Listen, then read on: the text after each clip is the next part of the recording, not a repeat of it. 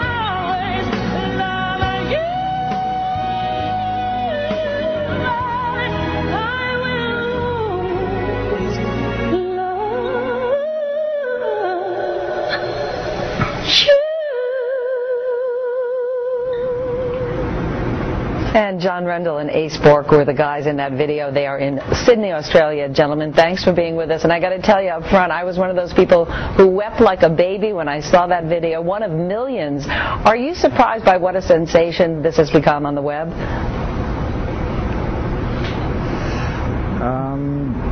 It is pretty extraordinary footage and quite humbling, but it's sort of very beautiful, the response. What do you mean when you say quite humbling? Well, I suppose 35 years later to find that people are so fascinated by it and have so enjoyed it is it's slightly overwhelming. That it's kind of now how many people have viewed it. And all the comments on the YouTube site, they're so positive. And it is marvelous that so many people are getting so much enjoyment out of it. You know, John, take me back to 1969, because back then you could actually buy exotic animals at Harrods. But what possessed you guys to purchase a lion cub? Well, it was an irresistible sight, though we were rather shocked when we saw this cub in Harrods, in a department store, in a very small cage. And not only was he totally entrancing, but we just thought, no, we must be able to do something better for him. He can't stay in a cage of this size. And we're looking at a picture of him at the back of a Bentley, I think it was. He became a fixture in London in those days.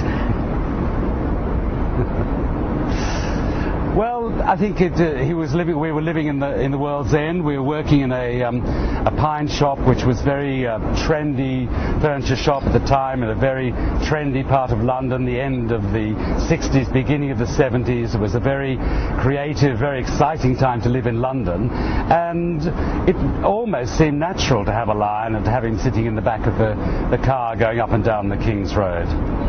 Only thing is, lions do grow up. Cubs become grown lions, and he went from 35 pounds to 185. You realized you had to take him back to Africa. You hoped that you could reintroduce him to the wild, and thanks to George Adamson, the wildlife conservationist, you were able to do that. Then you go back a year later to see Christian, not knowing what his reaction is going to be. When we see this grainy footage of him, he looks at you and then he starts running at you. At that moment, were you scared? No, not at all. We had such a beautiful relationship with him, and there was such trust between us and such love. So, and he ran towards us with such love and excitement in his eyes, and we felt exactly the same way. We were just so excited to see him looking so big and healthy, and that the story had just turned out so beautifully when it could have had a very different ending. So you can see in that clip his body language. You know, when he first starts seeing us, he's looking, is it us, is it us? And then suddenly he says, right, this is them, and then down he comes. And there was not a moment that we ever doubted that there was going to be a wonderful greeting. There was, certainly no, people said, weren't you ever scared or thought it might be in any way different? We never doubted it, and I think that's what you see in the footage. Yeah, but you didn't know whether the wife... and heavy. Yeah. You didn't know whether his wife might see as lunch meat, though. Meredith, no. Well, could have happened, guys, When was the last time that you saw Christian? It was 74 was the last time we saw him, and by which time he was double that size, still recognized us. He was with wild lionesses. He had a litter of cubs, and his genes have been passed on back into the wild. And after that time we saw him, he was never seen again. It was like a final farewell. I've done it. He was completely integrated back into the wild. And John, I know that you're involved in conservation. What do you hope that people will take away from this YouTube experience? Well, we both, we've both kept in touch with all the people who were involved in Christian's life and helped us raise him, or were with us when we raised him. And when George Adamson was tragically murdered in 1988 in Kenya, his assistant Tony Fitzjohn, who had helped George rehabilitate Christian, founded the George Adamson Wildlife Preservation Trust.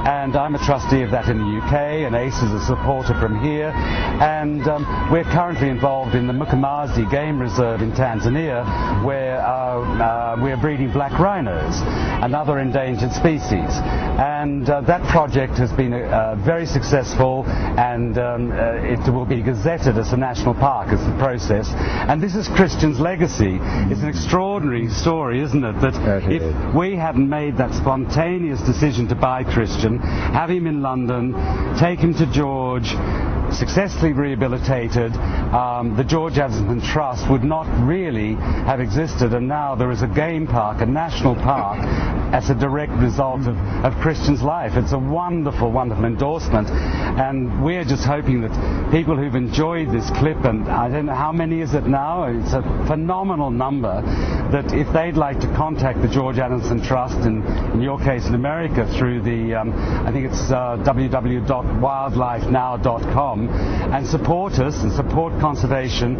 it would be wonderful to contribute to George's memory. A real legacy. John Rendall, Ace Bourke, thank you very much. Awesome. Wow. Thank you very much. Okay, thank you. I still wouldn't have gotten out of the Range Rover. I'd have been in that thing and waved from outside. There are naysayers who claim that it's a fake, or they think it's a fake. I don't think so. No, it looks pretty real. It looks real to me. And then, you know what? If it does something for conservation, that's a great thing. No question. I wonder if Christian would still be alive. I don't know how long that's an lions old live. line. Well, yeah.